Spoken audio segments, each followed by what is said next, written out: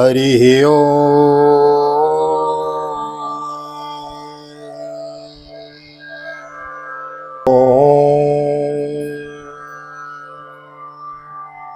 जय श्री राधे, जय श्री कृष्ण। एक बार आप सभी का बहुत बहुत स्वागत है आप ही के YouTube चैनल VKVPS परिवार श्रीधाम वृंदावन। मैं राधेश्याम वशिष्ठ आप सभी का बहुत बहुत स्वागत करता हूँ। ले चलता हूँ नित्य की भांति आज की कथा प्रसंग में। VKVPS परिवार श्रीधाम वृंदावन काफ़ी पुराना चैनल है, 2011-12 में एस्टेब्लिश किया था। अभी इस पे एक्टिव होकर काम किया जा रहा है। श्रीमद् भागवत की बृहद कथा आपको सुनाई जा रही है। तो नए आए हैं चैनल को सब्सक्राइब कर लेंगे, बेल आइकन को भी प्रेस कर देंगे। आज है वरुथनी एकादशी, एक दिन पहले वीडियो रिकॉर्ड होती है तब आपको श्रवण करने को मिलती है। तो happy Varuthini Ekadashi to all of you. Yesterday आपको मॉर्निंग में 8 o'clock वरुथनी एकादशी व्रत कथा की वीडियो मिली थी। तो नहीं आपने श्रवण की है तो चले जाएं वीडियो सेक्शन में और लाइब्रेरी में जाके एकादशी कथा के नाम से सेक्शन है, वहाँ जाके आप यस्टरडे की वरुथनी एकादशी की कथा को श्रवण करें और तन मन धन से पुण्य के लाभ की भागी बने। आइए आज की कथा में चलते हैं, देर न करते हुए ले चलता हूँ आज की पावन कथा प्रसंग में। सर्वप्रथम करेंगे गोविंद नाम संकीर्तन। श्री कृष्ण गोविंद हरे मुरारी, हे नाथ नारायण वासुदेव। श्री कृष्ण गोविंद हरे मुरारी, हे नाथ नारायण वासुदेव। हे नाथ नारायण वासुदेव, हे नाथ नारायण वासुदेव।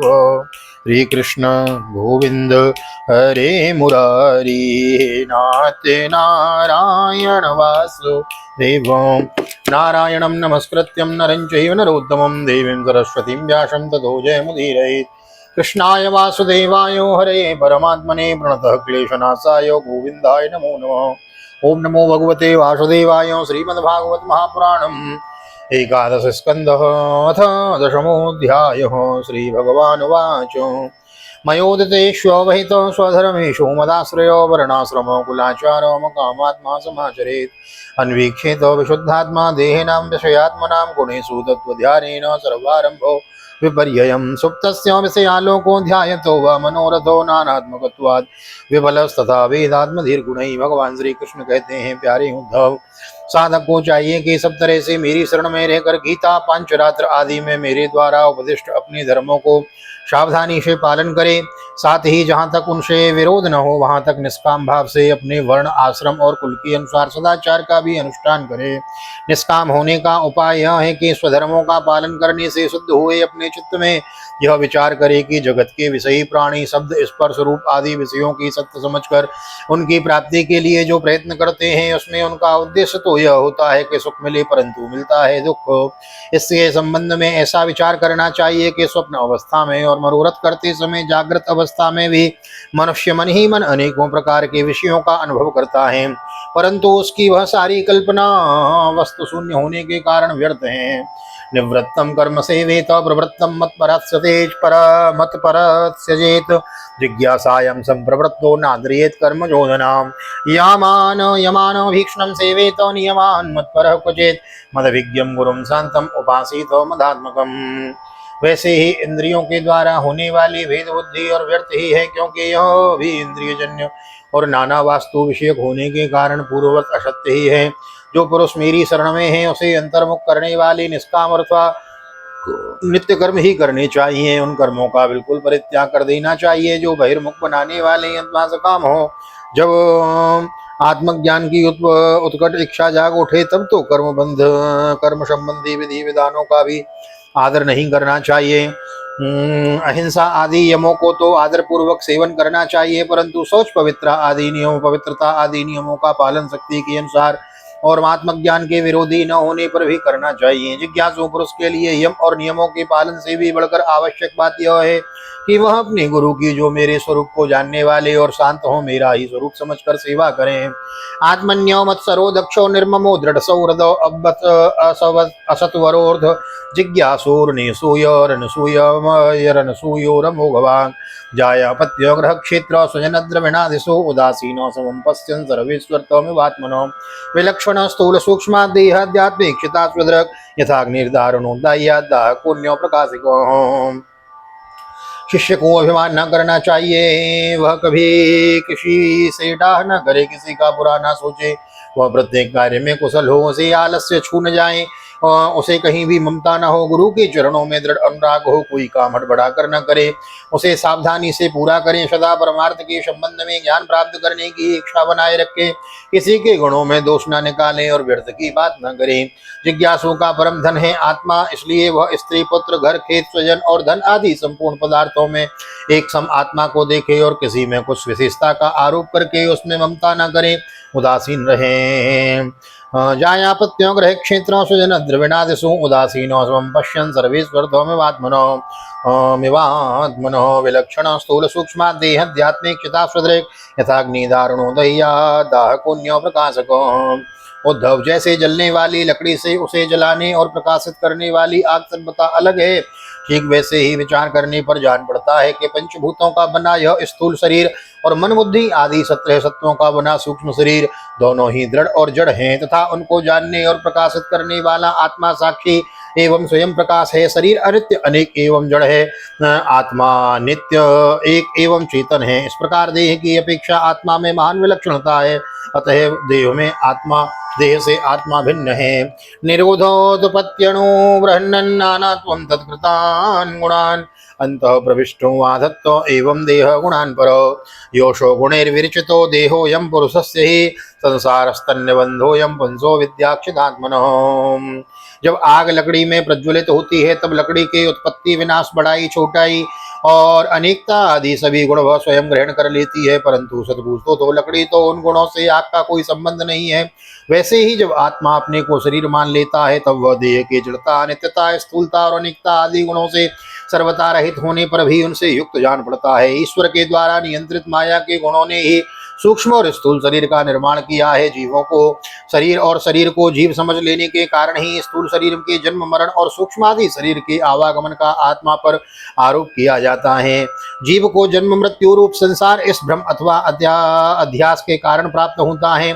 आत्मा के स्वरूप का ज्ञान होने पर उसकी जड़ कट जाती है। तस्मा जिज्ञासयात्मानम् आत्मस्थं केवलं परं संयम्य निर्सेदि तत् वस्तु बुद्धिं यथाक्रमम् आचार्योरनाद्य स्यादन्ते वाश्योत्तराणि तत्संधानं प्रवचनं विद्या संधि सुखावहम्। प्यारे उद्धव, इस जन्म मृत्यु रूप संसार का कोई दूसरा कारण नहीं, केवल अज्ञान ही मूल कारण है।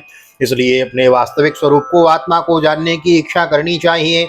अपना यह वास्तविक स्वरूप समस्त प्रकृति और प्राकृत जगत से अतीत, द्वैत की गंध से रहित, अपने आप में स्थित है, उसका और कोई आधार नहीं है। उसे जानकर धीरे धीरे स्थूल शरीर सूक्ष्म शरीर आदि में जो सत्व बुद्धि हो रही है उसे क्रमशः मिटा देना चाहिए। यज्ञ में जब अग्नि मंथन करके अग्नि उत्पन्न करते हैं तो उसमें नीचे ऊपर 2 लकड़ियां रहती हैं और बीच में मंथन काष्ठ रहता है। वैसे ही विद्या रूप अग्नि की उत्पत्ति के लिए आचार्य और शिष्य तो नीचे ऊपर की अरणियां हैं तथा उपदेश मंथन काष्ठ है। इनमें जो ज्ञानाग्नि प्रज्वलित होती है वह विलक्षण सुख देने वाली है। इस यज्ञ में बुद्धिमान शिष्य सद्गुरु के द्वारा जो अत्यंत विशुद्ध ज्ञान प्राप्त करता है वह गुणों से बनी हुई विषयों की माया को भस्म कर देता है। तत्पश्चात वे गुण भी भस्म हो जाते हैं जिनसे कि यह संसार बना हुआ है। वैशारदीशात विशुद्ध बुद्धिर्धनोति मायां गुण संप्रसूतां गुणाश्च संधय्य यदात्ममेतत् स्वयं च साम्यात्य समेद्यताग्नि। अथैषां कर्मकृतॄणां भोक्तॄणां सुखदुःखयो नानात्वमतनित्वत्वं लोककालोकमात्मनां मन्यसे सर्वभावानां संस्थां योत्पत्ति की यथा तत्तदा कृत्ये वेदेनो जायते विद्यते च। इस प्रकार सबके भस्म हो जाने पर जब आत्मा के अतिरिक्त और कोई वस्तु शेष नहीं रह जाती तो वह ज्ञानाग्नि भी ठीक वैसे ही अपने वास्तविक स्वरूप में शांत हो जाती है जैसे समुदा न रहने पर आग बुझ जाती है। प्यारे उद्धव, यदि तुम कदाचित कर्मों के कर्ता और सुख दुखों के भोक्ता जीवों को अनेक तथा जगत काल वेद और अध्यात्म को आत्माओं को नित्य मानते हो, साथ ही समस्त पदार्थों की स्थिति प्रवाह से नित्य और यथार्थ स्वीकार करते हो तथा यह समझते हो कि घट घट आदि बाह्य आकृतियों के भेद से उनकी के अनुसार ज्ञान ही उत्पन्न होता है और बदलता रहता है, तो ऐसे मत के मानने से बड़ा अनर्थ हो जाएगा। मन्यसे सर्वभावानां संस्थां योत्पत्तिकी यथो तत्तदाकृत भेदेनो जायते विद्यते चदि एवमप्यंग सर्वेषां देहिनां देहयोगतो कालाव वयवतः सन्ति भावा जन्मादयो सकृतो अत्रापि कर्मणां कर्तु स्वातन्त्र्यं स्वातन्त्र्यं च लक्ष्यते कर्तुर स्वातंत्रं च लक्ष्यते भोक्तुश्च दुःख सुखयो को नर्तो विवशं भजेत्। तो ऐसे मत को मानने से बड़ा अनर्थ हो जाएगा, क्योंकि इस प्रकार जगत के कर्ता आत्मा की नित्य सत्ता और जन्म मृत्यु के चक्कर से मुक्ति भी सिद्ध न हो सकेगी। यदि कदाचित ऐसे स्वीकार भी कर लिया जाए और देह और सत्व संवत्सर आदि कालावयवों के संबंध में होने वाली जीवों की जन्म मरण आदि अवस्थाएं भी नित्य होने के कारण दूर न हो सकेंगी, क्योंकि तुम देहादि पदार्थों और काल की नित्यता स्वीकार करते हो। इसके सिवा यहाँ भी कर्मों का कर्ता तथा सुख दुख का भोक्ता जीव परतंत्र ही दिखाई देता है। यदि वह स्वतंत्र हो तो दुख का फल क्यों भोगना चाहेगा। इस प्रकार सुख भोग की समस्या सुदृढ़ हो जाने पर दुख भोग की समस्या तो उलझी ही रहेगी। अतः इस मत के अनुसार जीव को कभी मुक्ति या स्वतंत्रता प्राप्त न हो सकेगी। जब जीव स्वरूपतः परतंत्र है और विवश है, तब तो स्वार्थ या परमार्थ कोई भी उसका सेवन न करेगा, अर्थात वह स्वार्थ और परमार्थ दोनों में से ही वंचित रह जाएगा, दोनों से ही वंचित रह जाएगा। नो देहिनां सुखम किंचित विद्यते विदुषामपि तथा च दुःखं मूढानां वृताहंकरणं परम् यदि प्राप्ति विधातम चो जानन्ति सुख दुःखयोः तेभ्यः न विदुर्योगं मृत्युर्न प्रभेद्यतः पुनर्धं सुखयत्येनं कामो वा मृत्युरन्तिके आघातं नियमानस्य वध्यस्यैव न तुष्टितो। यदि यह कहा जाए कि जो भली भांति कर्म करना जानते हैं वे सुखी रहते हैं और जो नहीं जानते उन्हें दुख भोगना पड़ता है, तो यह कहना भी ठीक नहीं, क्योंकि ऐसा दुख ऐसा कहा जाता है कि बड़े बड़े कर्म कुशल विद्वानों को भी कुछ सुख नहीं मिलता और मूढ़ों का भी कभी दुख से पाला नहीं पड़ता। इसलिए जो लोग अपनी बुद्धि या कर्म से सुख पाने का घमंड करते हैं उनका वह अभिमान व्यर्थ है। यदि यह स्वीकार कर लिया जाए कि वे लोग सुख की प्राप्ति और दुख के नाश का ठीक ठीक उपाय जानते हैं, तो भी यह मानना ही पड़ेगा कि उन्हें भी ऐसे उपाय का पता नहीं है कि जिससे मृत्यु उनके ऊपर कोई प्रभाव न डाल सके और वे कभी मरे ही नहीं। हाँ, मृत्यु से सब बचना चाहते हैं, बताइए। जब मृत्यु उनके सिर पर नाच रही है, तब ऐसी कौन सी भोग सामग्री या भोग कामनाएं जो उन्हें सुखी कर सके। भला जिस मनुष्य को फांसी पर लटकाने के लिए वध स्थान पर ले जाया जा रहा है, उसे क्या फूल चंदन स्त्री आदि पदार्थ संतुष्ट कर सकते हैं? कदापि नहीं। अतः पूर्वोक्त मत मानने वालों की दृष्टि से सुख ही सिद्ध होगा और न जीव का कुछ पुरुषार्थ ही रहेगा। दो बातन को याद रख जो चाहे निज कल्याण, नारायण एक मौत को दूजे श्री भगवान। यदि अपना कल्याण चाहते हैं तो दो बातें हमेशा याद रखिए। नारायण एक मौत को, मुझे मरना है, मैं मरूंगा। जब ये याद रहेगा कि मुझे मरना है तो हम गलत काम नहीं करेंगे। गलत काम तो तभी व्यक्ति करता है ना जब भूल जाता है कि मुझे भी मरना है। नारायण एक मौत को, तो मृत्यु जब याद रहेगी तो दूजे श्री भगवान, परमात्मा है तो फिर अनायासी याद आते रहेंगे। तो दो बातें कभी नहीं भूलनी चाहिए। वही इन 3 श्लोकों का तात्पर्य है जिनका अर्थ मैंने आपको अभी सुनाया। श्रुतम च दृष्टवदृष्टम स्पर्धा सूयात्मयव्ये भव्यंतराया कामत्वाद क्रसितवच्वापि निष्फलम अंतरायेन विहतो यदि धर्म स्वनिष्ठितो तेनापि निर्जितं स्थानं यथा गच्छति तच्छृणु। प्यारे उद्धव, लौकिक सुख के समान पारलौकिक सुख की भी दोषयुक्त सुख भी दोषयुक्त ही है, क्योंकि वहां भी बराबरी वालों से होड़ चलती है। अधिक सुख भोगने वाले के प्रति असूया होती है, उनके गुणों में दोष निकाला जाता है और छोटों से घृणा होती है।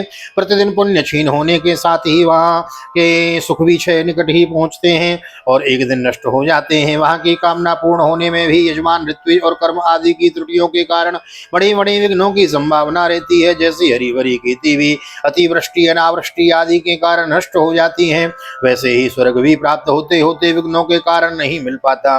यदि यज्ञ याग आदि धर्म बिना किसी विघ्न के पूरा हो जाए तो उसके द्वारा जो स्वर्ग आदि लोक मिलते हैं उनकी प्राप्ति का प्रकार मैं बतलाता हूँ, सुनो। इष्टवेह देवता यज्ञे स्वरलोकम यान्ति याज्ञिको मुञ्जीतो देववत्तत्र भगवान् दिव्यान्ययार्जितान् स्वपुण्यो भजते शुभ्रे विमानो उपगीयते गन्धर्वैर्विहरन् मध्ये देवीनां यज्ञवे सदृक् स्त्रीभिः कामो गयानेन किङ्किणी जालमालिनो पीडन्नो वेदमात्पातं सुरा क्रीडेषु निर्वृतः। यज्ञ करने वाला पुरुष यज्ञों के द्वारा देवताओं की आराधना करके स्वर्ग में जाता है और वहां अपने पुण्य कर्मों के द्वारा उपार्जित दिव्य भोगों को देवताओं के समान भोगता है, उसे उसके पुण्यों के अनुसार एक चमकीला विमान मिलता है और वह उस पर सवार होकर सुर सुंदरियों के साथ विहार करता है। गंधर्वगण उसके गुणों का गान करते हैं और उसके रूप लावण्य को देखकर गंधर्व सुरों का भी मन लुभा जाता है। उसका विमान वह जहां ले जाना चाहता है वहीं चला जाता है और उसकी घंटियां घना घनाकार दिशाओं को गुंजायित करती रहती हैं।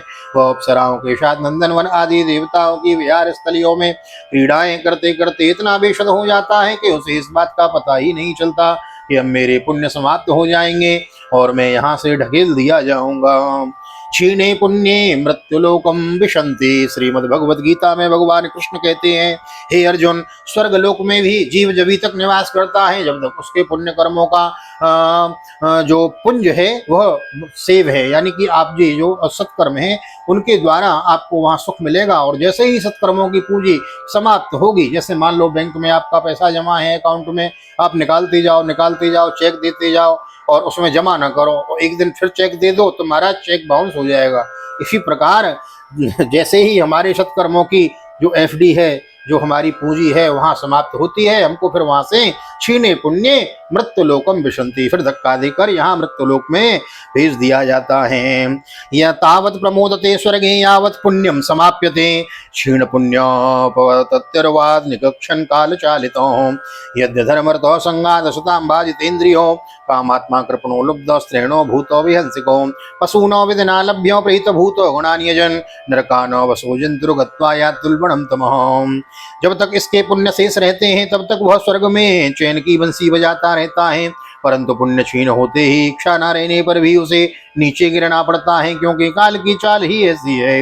यदि कोई मनुष्य दुष्टों की संगति में पड़कर अधर्म परायण हो जाए, अपनी इंद्रियों को वश में न होकर मनमानी करने लगे, लोभवश दाने दाने में कृपणता करने लगे, लंपट हो जाए अथवा प्राणियों को सताने लगे और विधि विरुद्ध पशुओं की बलि देकर भूत और प्रेतों की उपासना में लग जाए, तब तो वह पशुओं के भी गया बीता हो जाता है और अवश्य ही नरक में जाता है। उसे अंत में घोर अंधकार, स्वार्थ और परमार्थ से रहित अज्ञान में ही भटकना पड़ता है।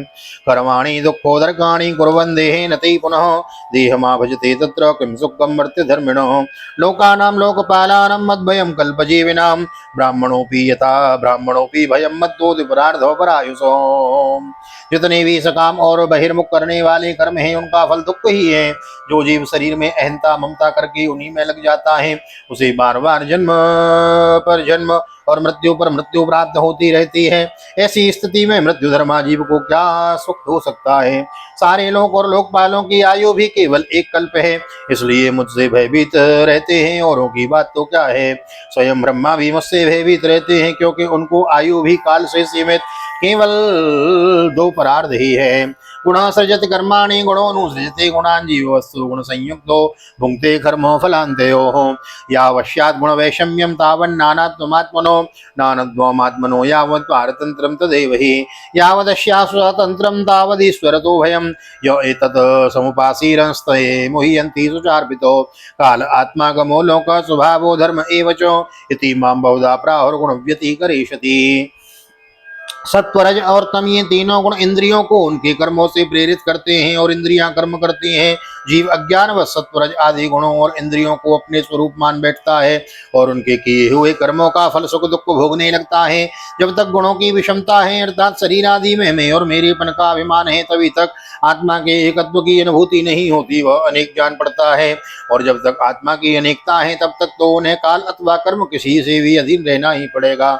जब तक परतंत्रता है तब तक ईश्वर से भय बना ही रहता है। जो मैं और मेरेपन के भाव से ग्रस्त रहकर आत्मा की अनेकता परतंत्रता आदि मानते हैं और वैराग्य न ग्रहण करके बहिर्मुख करने वाले कर्मों का ही सेवन करते रहते हैं, उन्हें शोक और मोह की प्राप्ति होती है। प्यारे उद्धव, जब माया के गुणों में क्षोभ होता है तो मुझ आत्मा को ही काल जीव वेद लोक स्वभाव और धर्म आदि अनेक नामों से निरूपण करने लगते हैं। ये सब मायामय है, वास्तविक सत्य मैं आत्मा ही हूँ। उद्धव उवाचो गुणेषु वर्तमानोऽपि देहज्जे स्वनपावृतो गुणैर्न बध्यते देहि बाध्यते वा कथं विभो कथं वर्तेत विहरेत कैर्वा ज्ञायेत लक्षणैः किं भुजितो किं भुञ्जीतो विसृजेत् क्षयितासीत्यथा याति वा क्षयितासीति याति वो एतदच्युत मे ब्रूहि प्रश्नो प्रश्नो विदाम्बरो नित्यमुग्धो नित्यबुद्धो एक एवेति मे भ्रम। उद्धव जी ने पूछा भगवान यह जीव देह आदि रूप गुणों में ही रहता रह रहा है, फिर देह से होने वाले कर्मों या सुख दुख आदि रूप फलों में क्यों नहीं मिलता? अथवा यह आत्मा गुणों से निर्लिप्त है, देह आदि के संपर्क में सर्वथा रहित है, फिर इसे बंधन की प्राप्ति कैसे होती है? बद्ध अथवा मुक्त पुरुष कैसा बर्ताव करता है, वह कैसे विहार करता है, वह किन किन लक्षणों से पहचाना जाता है, कैसे भोजन करता है और मलत्याग आदि कैसे करता है, कैसे सोता है, कैसे बैठता है और कैसे चलता है? अच्युत, प्रश्न का मर्म जानने वालों में आप श्रेष्ठ हैं, इसलिए आप मेरे इस प्रश्न का उत्तर दीजिए। एक ही आत्मा अनादि गुणों के संसर्ग से नित्यबद्ध भी मालूम पड़ता है और असंग होने के कारण नित्य मुक्त भी, इन बात को लेकर मुझे भ्रम हो रहा है। स्वस्थ श्रीमद्भागवते महापुराणे पारमहंस्यां संहितायां एकादश स्कंधे भगवद उद्धव संवादे दशमोत्सव श्री बालकृष्ण चरणार्पणमस्तु। श्री राधा कृष्ण कल चरणार्पणमस्तु। कृष्णाय वासुदेवाय हरे परमात्मने प्रणत क्लेशनाशाय गोविंदाय नमो नमः। हरे कृष्ण कृष्ण कृष्ण हरे हरे, हरे राम राम राम हरे हरे। राधे कृष्ण कृष्ण कृष्ण राधे राधे, राधे श्याम श्याम श्याम राधे राधे। बोल राधा गोविंद भगवान की जय। श्रीमद्भागवत महापुराण की जय। वेद व्यास जी महाराज की जय। श्री सुखदेव जी महाराज की जय। राजा परीक्षित जी महाराज की जय। राजा रामचंद्र भगवान की जय। श्री हनुमान जी महाराज की जय। गोवर्धन नाथ की जय। यमुने महारानी की जय। वृंदावन माँ के बिहारी लाल की जय। गैया मैया की जय। तुलसी मैया की जय। अपने अपने माता पिता की जय। सदगुरुदेव भगवान की जय। आज की आनंद की जय। वरुथनी एकादशी महोत्सव की जय। जय जय श्री राधे, जय श्री राधे, श्री राधे श्याम, जय जय राधे जय जय श्याम। सबको बोले वृंदावन धाम। ऐसी प्रार्थना भी ठाकुर जी के चरणों में। यहाँ तक वीडियो बनी है तो वीडियो को लाइक कर दीजिए, शेयर कर दीजिए, कमेंट में भागवत भगवान की जय लिख दीजिए। एक भैया प्रतिदिन कमेंट करते हैं भागवत भगवान की जय, तो मैं उनको डेली रिप्लाई करता हूँ। बड़ा अच्छा लगता है जब आप कमेंट करते हैं, लाइक करते हैं।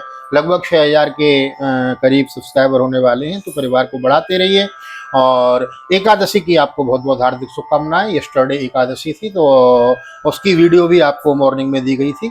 यदि न सुनी हो तो यहाँ आई बटन में हम दे देंगे, उसको भी जाके श्रवण करें।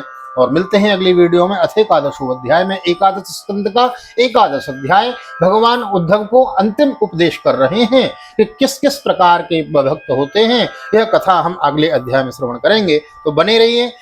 ठाकुर जी का दर्शन करते हुए, ठाकुर जी बड़े प्यारे लग रहे हैं आज, तो ठाकुर जी का दर्शन करते हुए आज की कथा को भी विश्राम देते हैं। हृदय से सभी को प्यार भरी जय श्री राधे, जय श्री कृष्ण। हरि ओम।